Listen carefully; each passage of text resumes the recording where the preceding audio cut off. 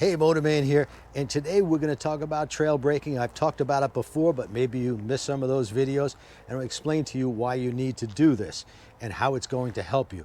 Now, normally if you're going around a winding road and you're at a leisurely pace, it's not a big deal. Don't have to do much with your body as far as leaning because you're going at a leisurely pace, and you do all your braking before the curve, and that's been taught for many years, but there's a better way. So you're coming around a curve, you slow down just before you get to the curve and you ease around the turn. That's fine. The problem arises when something gets in your way as you're coming around the turn. So you're coming around the curve, you're completely off your brakes, and then suddenly something gets in your way, whether it be a pothole or a deer that runs out in front of you. Your tendency is going to be to snatch this front brake. And if you snatch it, you're in deep trouble, because a motorcycle front tire will take a tremendous load, a heavy load. It will not take an abrupt load. So if the bike is leaning over and you abruptly grab that front brake, you're going to be in trouble. You got a good chance of going down. So let me show you how that works. All right, I'm going to demonstrate this on this tire, and you might have seen this before, but I got this from Yamaha Champ School when I went to both their one-day and their two-day course, and they gave me permission to use anything I wanted from it. And this is an important demonstration. In fact, in the class, Kyle Wyman demonstrated it.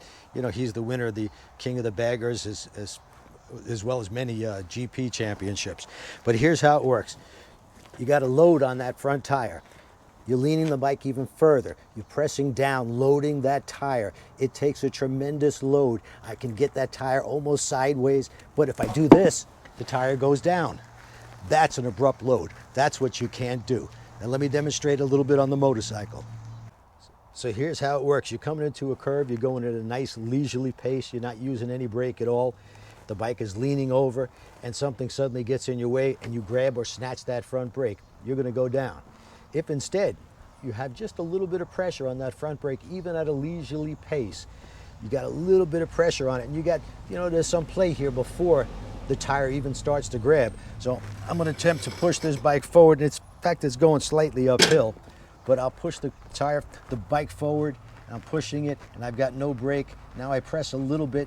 I can feel it. I can actually hear it grabbing, and if I press a little bit more, I can't push it anymore. It is too much pressure on it. But not too much pressure if you're coming around a curve at 40, 50, or 60 miles an hour.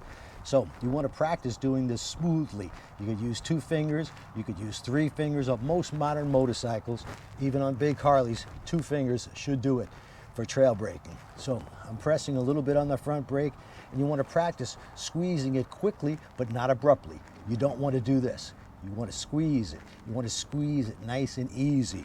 So what happens when I squeeze that front brake, watch that front fork. The front fork dips down. That's what we want it to do, but we don't want it to do that abruptly. And we don't want to release the brake abruptly, or the front fork is going to just snap right back up again. We want to avoid that because you may be going into another curve. So a little bit of pressure, trail on some brake pressure as you get into the curve, as the bike is leaning, and you feel good, you're not nervous about your lean angle, you start trailing off the brake pressure. Here's an example on the racetrack.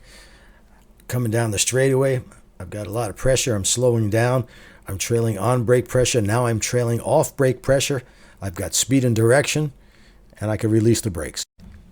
Now, it doesn't matter if you're on a racetrack or on the street, it's going to work the same way. Coming into a curve, front brake on, I'm trailing on brake pressure. Once I'm happy with my lean angle, I trail off the brake pressure.